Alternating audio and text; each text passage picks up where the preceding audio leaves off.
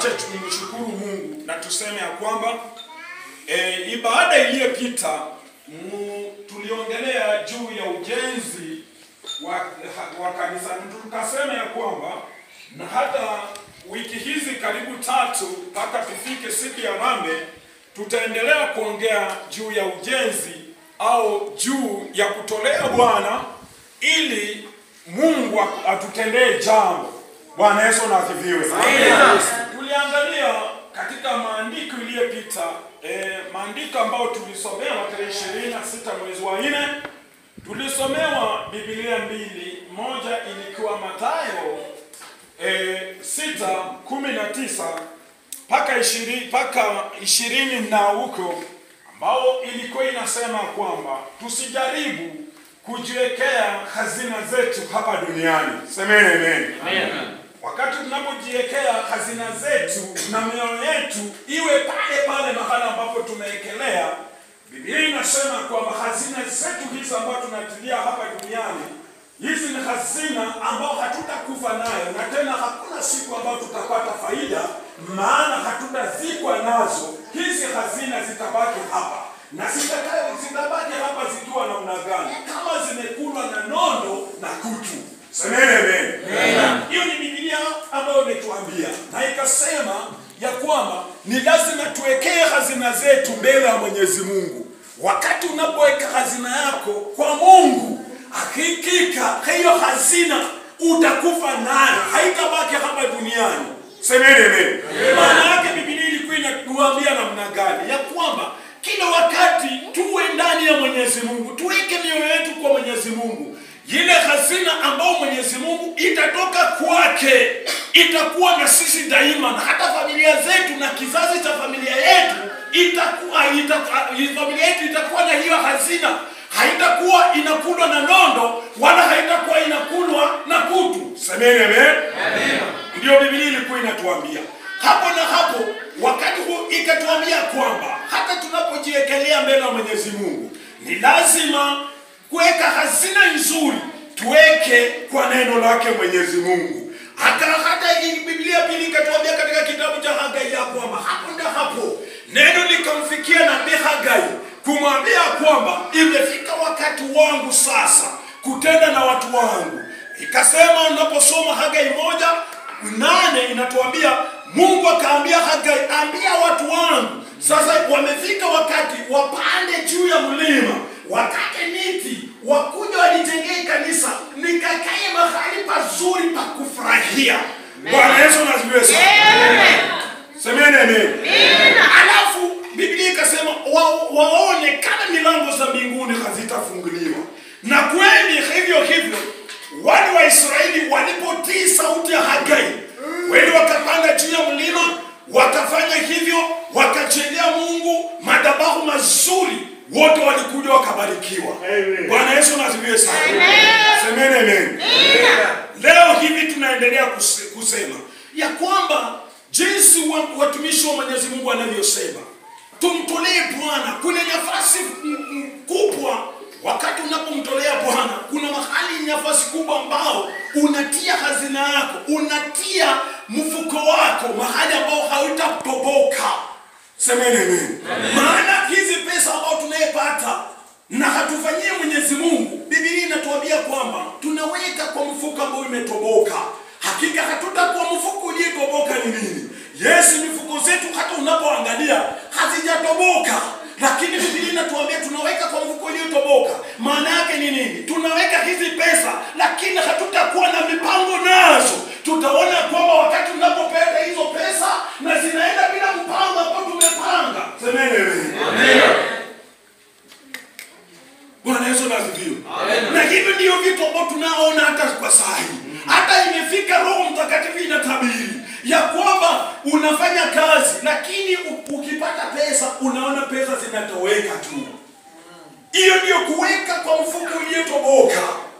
Wakati kabla haujafanya kazi una mipango mizuri ya kwamba nikifanya kazi nipate 1,100. Hakika ile ambayo sijafanya, sijaenda kwa ukwe wangu, sitapeleka diary yangu, nikipata 1,100 au 50 mjini, ni lazima nitaenda kununua kwa ng'ombe 2 nipeleke kwa kina bibi.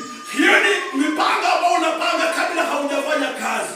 Watu ukafanye kazi upate. Kwa msimu umeshika hivi.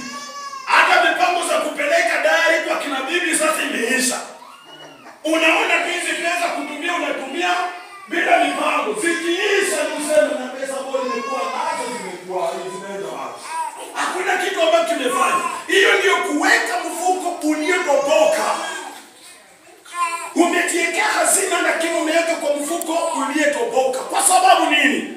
Haujampangia Bwana wala haujamfanyia Mungu kilichomfurahisha ili wewe akupatie mipango mizuri, ili wewe unapopata hizo pesa Mungu akupangie na kujulishe ya kwamba ulikuwa umefanya hivi na ulikuwa umepanga hiki. Amina.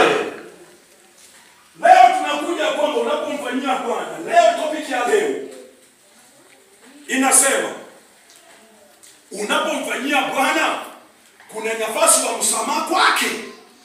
Unapomtendea Bwana kanisa lake kunaweza kuwa na msamaha kwake, hata kama wewe umefanya dhambi na umfanyie Bwana mazuri, umtolee Bwana kipato cha sadaka yake, umtolee Bwana kipato cha hazina yake, kuna kitu ambacho anaweza kukusamehe.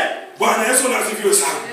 Msamaha kwa Bwana kwa ajili ya matoleo ndio kitu ambacho tutasoma siku ya leo.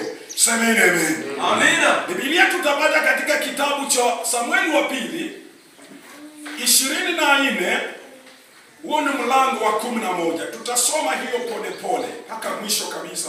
Mwisho wake itakuwa 25 ndogo. Tuone Mungu ananena namna gani. Msamaha inaweza kuja ikiwa umemtolea Bwana mapato au there is no need au mtu mwingine akutolee. Semeni amen. Amen. Bwana Yesu asifiwe. Amen. Biblia inasema namna gani? Samueli wa pili 24 ndogo 11.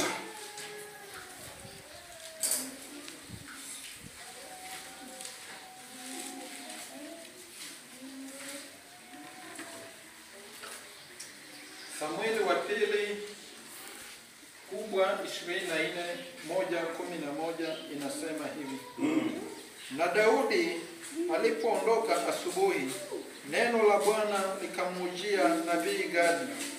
Basi Daudi alipoamka asubuhi na kutoka katika nyumba yake, Biblia inasema kwamba kuna habari ambayo ilishukia Gadi kwenda kumwambia Daudi. Kuna habari ambazo zinakuja kutuambia ambayo ilitoka kwa Gadi kumwambia kwamba nenda ukamwambie Daudi. Bwana Yesu asifiwe sana. Amen. Daudi saizi ni sisi. Wakati wa Daudi ilikuwa Daudi akatuwekea neno, Daudi akatuwekea msingi. Sasa saizi Daudi ni sisi. Neno likasema namna gani? Inaendelea ikisema, mwonaji wake Daudi kusema, nenda ukanene na Daudi, Bwana asema hivi, nitakuwekea mambo matatu. Biblia inasema ya kwamba yule Gadi kumbe alikuwa ni yule ambaye anayeona kwa mambo ya Daudi, mambo ambayo inatendeka. Alikuwa kama nabii ambao Daudi anamtegemea. Kama leo hivi tunategemea dada Winnie Kisa kutuambia, tunategemea mama Jennifer kutuambia jambo. Yeye anasema namna gani? Biblia inasema, nenda ukanene na Daudi, Bwana asema hivi. Anasema namna gani? Na kuwekea mambo matatu. Katika hayo uchague moja. Uchague moja. Nikutendee hilo. Wacha Mungu atende na hilo lenye umechagua wewe. Basi Gadi akamwambia Daudi. Akamwambia. Basi miaka 7 ya njaa itakujia katika nchi yako. Au miezi 3 ukimbie mbele za adui zako. Huko ukifuatia. Wakikufuata. Au siku 3 iwe tauni katika nchi yako. Bwana Yesu asifiwe sana. Semeni amen.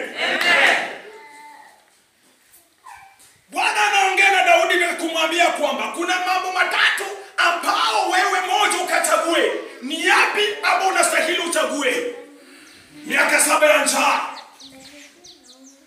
au wewe ukiwa unakimbia na huku maadui wako nao wanakufuata, unakimbia na wale ambao wanakusukumia mashetani ya kuua watoto wangali wanakufuata, au tauni kiwe kiangazi ambao wanyama, mifugo, mbegu, kila kitu na hata wanadamu pia hata maji ya kunywa haitakuwa tauni kwa siku 3. Bwana Yesu asifiwe sana. Mungu ananena na Daudi kwa makosa ambao tunaona Israeli na wewe yale ambao umetenda. Hao wana wa Israeli, sio Daudi pekee kama ametenda makosa. Biblia inasema kwa makosa ya wana wa Israeli pamoja na Daudi, Mungu ananena na Daudi kama mfalme. Leo hivi wafalme ni hawa. Pengine mwenyewe ndio maana wakati watu wanapokosa, roho inaposhuka inasema makuhani mnaona aje? Madhabahu imekuwa na giza. Madhabahu imekuwa hivi. Sio kusema kwamba makuhani pekee yao ndio wamekosa, lakini pengine makosa pia imetoka huku. Lakini kwa sababu wale ndio viongozi, automatically Roho Mtakatifu inaposhuka itaanza na hao makuhani. Semeni amen. Kwa sababu Daudi alikuwa kuhani, ndio maana Roho Mtakatifu ilipitia katika Gadi kumwambia kwamba siku 7 au ukimbie ikiwa maadui wanakufuata. Hata uende wapi, maadui ni kifo kitakufuata. Wamaadui walitoka hapa Kenya kusema ninaenda Germany ili nipate uponyaji. Kifo kikamwambia wakati unapoingia ndani ya gari ninaingia na wewe. Hiyo ndio adui wanakufuata. Unapoingia katika ndege ninaingia na wewe. Unaposhuka Germany uingie kwa gari, utoke airport, uingie hospitalini, niko na wewe. Unapolala kwa kitanda ninalala na wewe. Alitoka na kifo Germany akirudi nayo Kenya. Bwana Yesu asifiwe sana. Yaani maadui wanakufuata popote uendapo.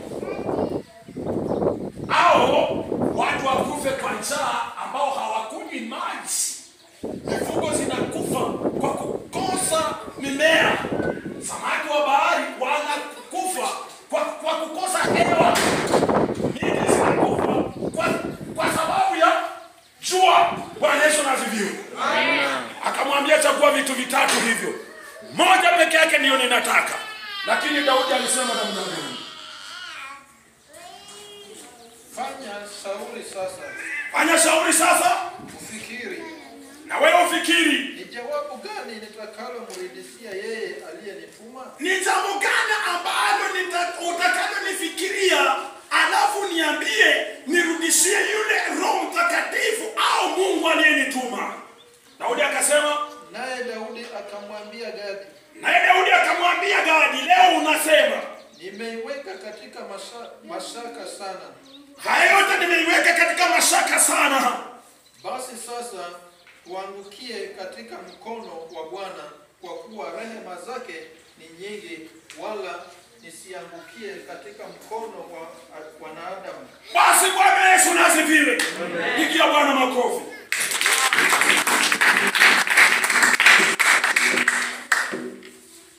Daudi akasema kwa hivyo vitu 3 sioni nichague gani ambalo ni rahisi kwangu, au nichague gani ambalo ni rahisi kwa watu ambao ninaoongoza. Sioni hii dunia nichague gani ambalo linaweza kuwa ni rahisi, kwa sababu hayo mambo 3 yote ni ya taabu tu. Bwana Yesu asifiwe. Mwisho falme akasema, kwa hayo yote mimi sina kutafakari, bali mimi ninakuambia nitaangukia mikononi mwa Bwana. Mimi sitaangukia kwa mikono ya wanadamu, maana yeye ndiyo mwenye huruma na yeye ndiye anayeweza tena lolote ambalo anafikiria kunitendea. Bwana Yesu asifiwe sana.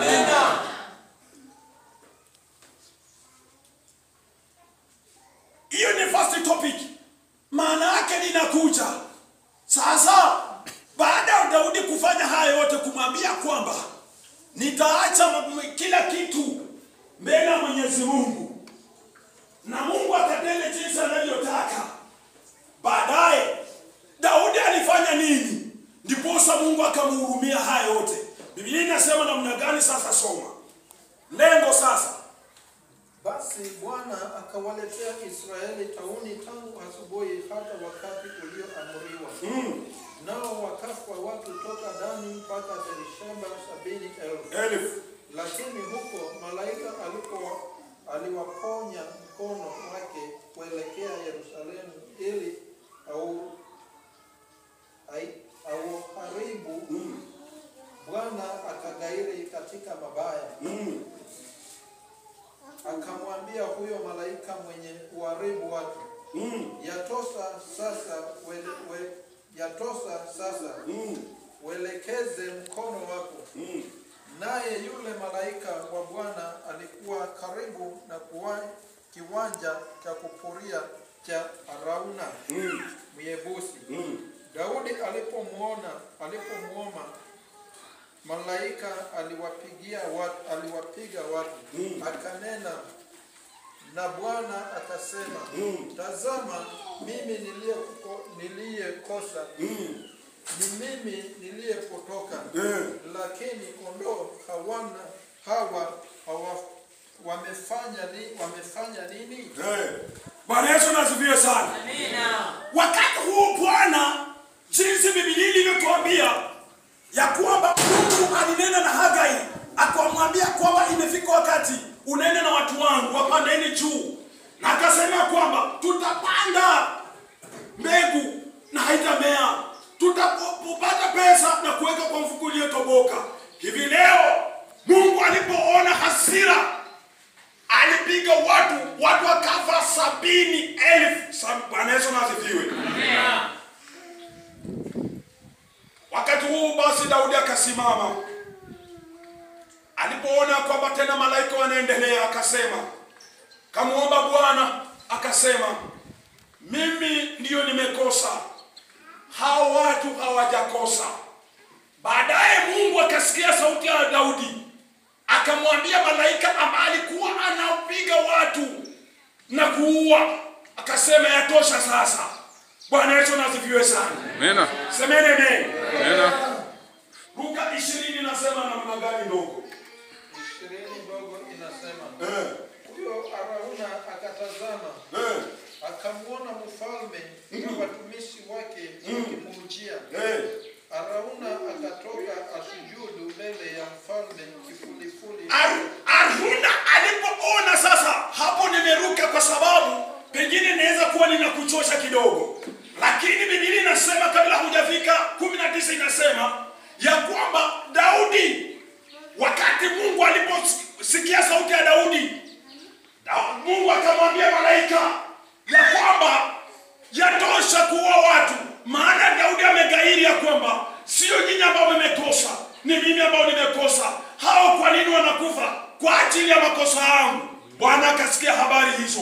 Baadaye Daudi, watu walipokosa kupigwa, watu walipokosa kuuawa, Daudi alitembea akaenda kwa Haruni. Bwana Yesu asifiwe. Amina. Akaenda kwa Arauna. Semeni amen. Amina. Arauna alipomwona mfalme anatembea na jeshi lake akija, alienda kushuhudu, alienda kupiga chini magoti kivulivuli ili ampatie heshima zake. Bwana Yesu asifiwe sana. Amina. Kuna kitu ambacho ninataka message ambayo inatoka hapo. Na Daudi alipofika pale ilikuwaje? Arauna akasema, Bwana wangu mfalme amemujia mtumwa wake kwa kusudi gani? Basi Arauna akaanza kuwaza katika moyo wake. Arauna akasema kwamba mimi mjakazi, huyu mfalme amekuja kwa shauri gani? Bwana Yesu asifiwe. Automatically tunajua kwamba ikiwa mkubwa na kutembelea na pengine hajakujulisha au hajakuambia nitakutembelea, uone kiajabu hata mkiongozi amekuja kwako, ni lazima utajiuliza, huyu kiongozi amekuja nimekosa nini? Au ni nini ambao imekuwa?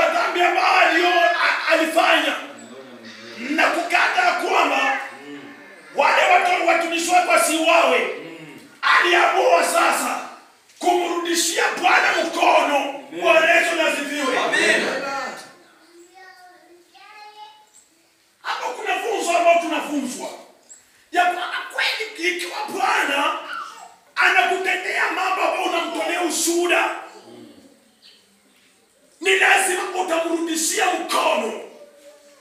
Biblia inasema kwamba Daudi alitaka kurudishia mkono kwa mambo ambao Mungu amemtendea. Akasema kwamba sasa hapa ni kwenda kununua uwanja ambao uwanja utatoka madhabahu ya Bwana. Bwana Yesu asifiwe. Amen. Daudi hana lebwe esisi neno kera kusenda finisia nyasaye oriundo. Asante kwake Mwenyezi Mungu ni kununua uwanja, kununua udongo ambao utakayetolewa madhabahu ya Bwana. Semeni amen. Na huyo akasema namna gani? Ili kwamba tauni ipate kuzuliwa katika watu. Ili tauni ipate kuzuliwa katika watu. Kuzuia. Kumbe kuna mambo ambao ukitendea Mungu inazuia mambo mengi. Bwana Yesu asifiwe. Kumbe unapotendea Mungu jambo la kumfurahisha, kuna milango ambazo Mungu anazifungua. Bwana Yesu asifiwe sana. Hali wakati kwa ikanga mwe no bora Nyasaye. Ngahuri bora Nyasaye kuri. Jinsi tunavyotaka kumjengea Mungu madhabahu. Kumbe kuna kitu ambacho tutavuna baada ya kumfanyia. Semeni amen. Bwana Yesu asifiwe sana. Mungu Daudi anafanya hivyo kwa sababu ya kuzuia tauni isiwe katika dunia tena. Anazuia. Kumbe unapokuwa na ugomvi mbele ya Mwenyezi Mungu, mbele ya nyumba, semeni amen. Kumbe kuna kitu, kuna sadaka, kuna mambo ambayo unastahili ufanyie Mungu. Numwambia hapa ya kwamba mbele ya padri au mbele ya kuhani ninatoa hii sadaka kwa sababu ya kelele ambao iko ndani ya nyumba yangu. Bwana Yesu asifiwe. Amina. Ninatoa hii sadaka kwa sababu ya elimu ya watoto wangu. Bwana Yesu asifiwe. Amina. Hata kabla hao watoto hawajamaliza shule, pengine bado wako katika madarasa ya chekechea, wako katika kidato, wako katika vyuo vikuu. Kumbe kuna stahili kututolee Mungu kitu ili afungue masomo za hao watoto. Bwana Yesu asifiwe sana. Amen. Ili maadui ambao hawataki hao watoto wasije wakasogelea karibu na hao watoto. Bwana Yesu asifiwe sana. Kumbe kuna maadui ambao wanafanya hao watoto wakose masomo. Kumbe kuna maadui ambao wanafanya hao watoto wasipate kazi. Na wakati unapomtolea Bwana, kumbe ni kufungua milango. Daudi anasema anamnunulia Bwana uwanja, wajenge madhabahu yake ili wazuie tauni isiwe katika mji wa Yerusalemu. Bwana Yesu asifiwe. Wala isiwe katika mji wa Israeli. Tusiwe na tauni lolote. Semeni amen. Biblia inasema na ikimalizia inasema Arauna akamwambia Daudi, Bwana wangu mfalme na atwaye, akatolee yaliyo mema machoni pake. Na tazama, ng'ombe hawa kwa sadaka ya kuteketezwa. Tena vyombo vya kupuria na vyombo vya ng'ombe viko kwa kuni. Vitu hivi vyote, mfalme, mimi Arauna nakupa wewe mfalme. Arauna anasema anampatia mfalme. Na Daudi akasema namna gani? Kisha Arauna akamwambia mfalme, Bwana Mungu wako kubali. Lakini mfalme akamwambia Arauna, la, sivyo.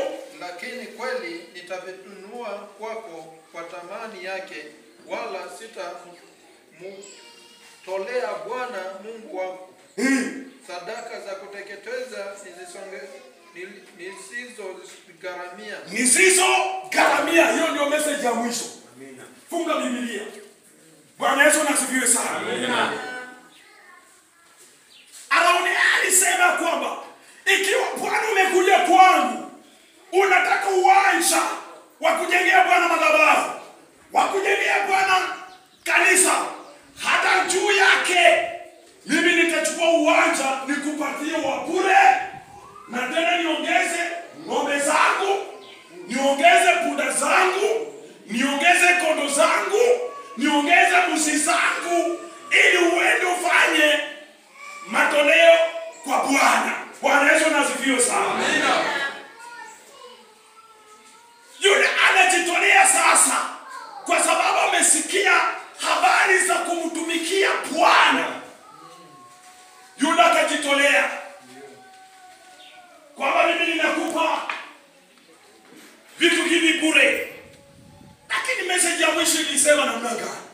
Daudi alisema mimi sitaki cha bure. Mimi sitaki cha wapi? Pigia Bwana makofi.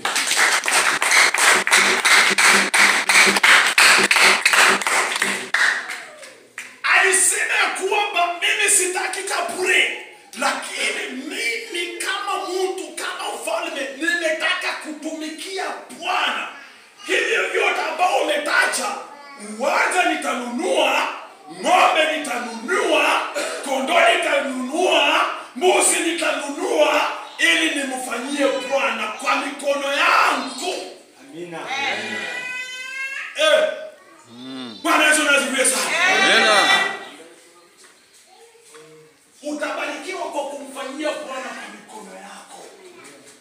Ndio maana hata kila siku ninawaambia watu, there is no need, kama hauna sadaka ya kumtolea Bwana, kumuomba jirani yako ya kwamba nipatieko sadaka nisionekane sijatoa niende nitoe. There is no need.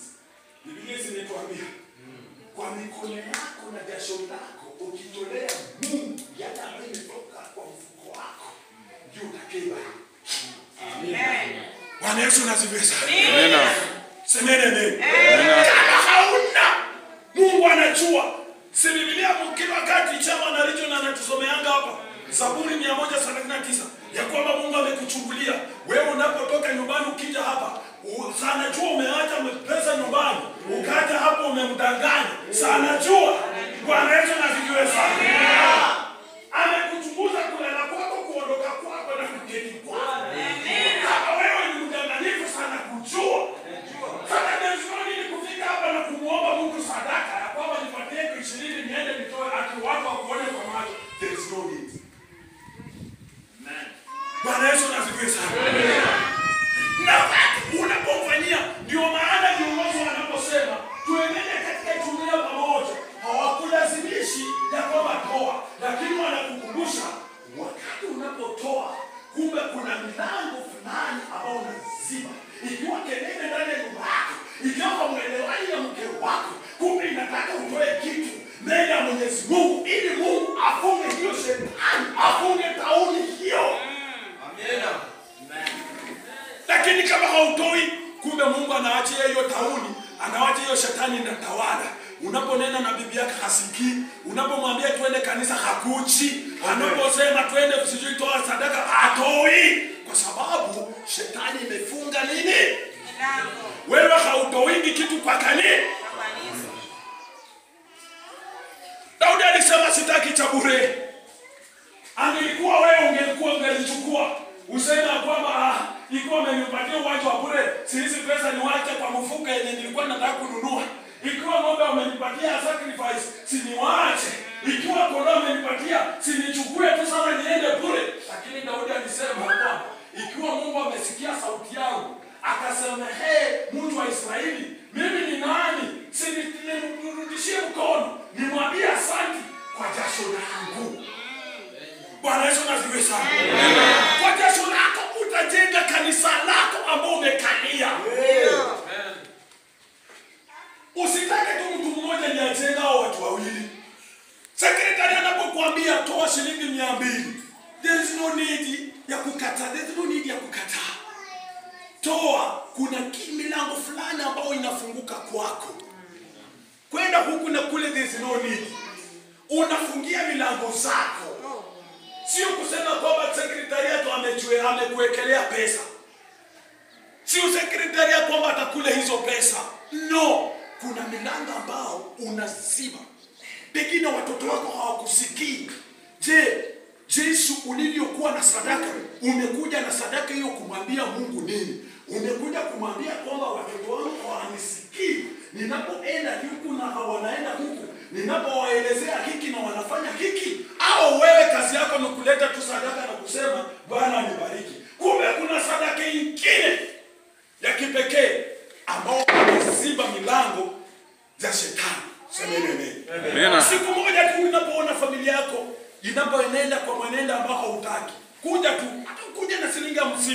Mungu atajua hiyo ndio umejitolea kwa moyo wako mmoja. Semeni amen. Kuja tu hiyo shilingi 50 umwambie, "Oh director, oh padri, oh chairman, oh mzee maombi, nimekuja mbele za Mungu na hii shilingi 50 kwa sababu watoto wangu ninapoongea nao, ninapotaka wabadilike, hawabadiliki. Mungu aongee na mimi siku ya leo, asipime zile milango ambazo zinafanya watoto wangu wasinisikie." Amen. Amen. Sasa tutajenga hii kanisa kwa mikono yetu. Usitegemee mtu mwingine ukae katika kanisa na utegemee mtu mwingine naye akujengee tu na wewe ukuje ukae. Sio vizuri. Wacha nikwambie siku ya leo. Daudi anasema sio vizuri. Wewe pia participate. Wewe pia toa, iwe kidogo toa. Wataja kwamba Daudi Dennis Majoni kwa hii kanisa ametoa. Kuna kitu ambacho Mungu atafurahia. Semeni amen. Usikubali jina lako kwa kile register ikuwe 0. Watu wako kwa 1000, wewe uko kwa 50. Watu wako kwa 2000, wewe uko kwa 100. Hadi jina lako liwe linatajwa 0. Haki ya Mungu, sauti ambayo inatoka ndani ya watu ni sauti ya Mungu. Na huyu kweli tuko tunaye. Na kwani huyu hafanyiki kazi? Na wengine wanasema huyu anafanyanga kazi. Na hataki kutolea Mwenyezi Mungu. Angalia, hiyo sauti ambayo inatoka, Biblia inatuambia katika kitabu cha Isaya ya 55 kuanzia 11 ya kwamba sauti ambayo inatoka katika kinywa chako ni ya Mwenyezi Mungu na hairudi bure. Semeni amen. Na sauti zote ambazo zinakuanga ndani ya watu ni sauti ya Mungu na haiwezi rudi bure. Wakati inaposema huyu hatoengi na anafanya kazi, kuna laana fulani ambayo inakufuata wewe mwenye hautoi. Mwenye haufanyii Mungu. Mwenye hutoa hautaki kutoa mbele ya Mwenyezi Mungu. Mwenye hautaki kujenga kanisa la Mwenyezi Mungu. Semeni amen. Semeni amen. Sasa tutumie our efforts ili tufanyie Mwenyezi Mungu. Fanya tu kazi. Ulete matoleo mbele ya Mwenyezi Mungu. Aliyesikia Mwenyezi Mungu ambariki.